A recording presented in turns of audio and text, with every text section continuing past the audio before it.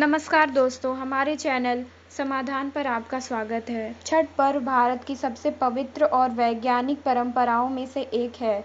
यह व्रत न केवल सूर्य देव की उपासना है, बल्कि छठ मैया के दिव्य आशीर्वाद का प्रतीक भी है। छठ मैया, जिन्हें उषा या षष्ठी देवी कहा गया है, संतान सुख, आरोग्य और जीवन के कल्याण की अधिष्ठात्री देवी मानी जाती है।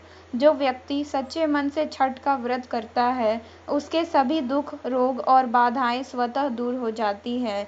छठ मैया की उत्पत्ति वैदिक काल से मानी जाती है। सूर्योपासना का यह स्वरूप उस समय का है जब ऋषि मुनि प्रातः और सायंकाल सूर्य को अर्घ्य देकर जीवन की ऊर्जा प्राप्त करते हैं।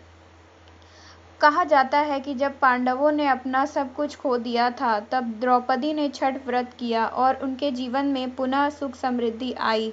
इसलिए यह व्रत अशोक दुख रोगनाशक कहा गया है, क्योंकि यह जीवन से सुख, दुख और रोग को जड़ से मिटा देता है। छठ व्रत अत्यंत कठोर और पवित्र माना गया है। इसमें व्रती न तो झूठ बोलता है, न किसी से कटु वचन कहता है और दिन भर शुद्धता का पालन करता है।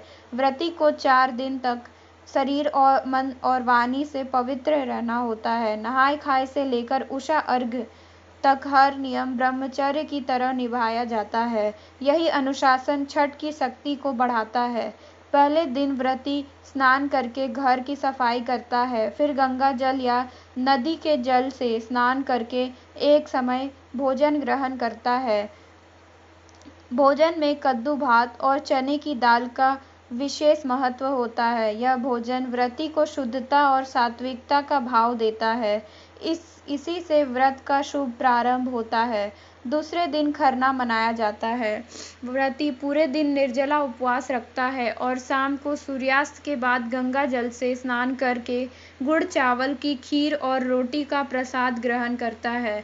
यह भोजन देवताओं को अर्पित कर ग्रहण किया जाता है, जिससे शरीर में शुद्ध ऊर्जा का संचार होता है। खरना का अर्थ ही है सांसारिक मेल को त्याग कर आत्मा को निर्मल बनाना। तीसरा दिन सूर्यास्त के समय अस्ताचलगामी सूर्य को अर्घ्य दिया जाता है। घाट पर हजारों दीपक जलते हैं, महिलाएं गीत गाती हैं। इस समय की ऊर्जा इतनी शक्तिशाली होती है कि मनोविकार, रोग और तनाव स्वतः मिटने लगते हैं। सूर्य की अंतिम किरणें जब अर्घ्य जल को छूती हैं, तो वह रोगनाशक अमृत बन जाती है। चौथे दिन प्रातःकाल उगते सूर्य को अर्घ्य दिया जाता है। यह क्षण सबसे पवित्र और फलदायी माना गया है। जो व्यक्ति इस समय सूर्य और छठी मैया का ध्यान करता है, उसके घर में शांति, सुख और संतान सुख और समृद्धि का वास होता है। यह अर्घ्य शरीर से रोग और मन से चिंता को मिटाने वाला होता है। छठ के गीत केवल भक्त नहीं, बल्कि आत्मशक्ति का प्रतीक है। जब व्रती गीत गाती है, तो यह केवल शब्द नहीं, बल्कि उसके हृदय की ऊर्जा का स्पंदन होता है। छठ गीतों में छिपी कंपनों की लय मानसिक रोगों तक को ठीक करने की क्षमता रखती है।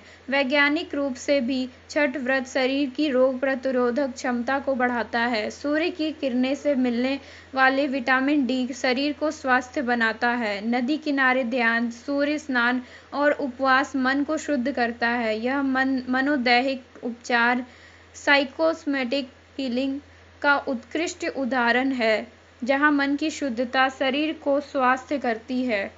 छठ व्रत एक तपस्या है, एक साधना है। यह केवल इच्छा पूर्ति नहीं, बल्कि आत्मोद्धार का मार्ग है। जो व्यक्ति छठ मैया का सच्चे मन से व्रत करता है, उसे जीवन में कभी असफलता नहीं मिलती। छठ मैया अपने भक्तों को दुख, रोग, भय और दरिद्रता से मुक्त करती है। इसलिए उन्हें कहा गया है, अशोक दुख रोग नाशक षष्ठी माता नमो नमः।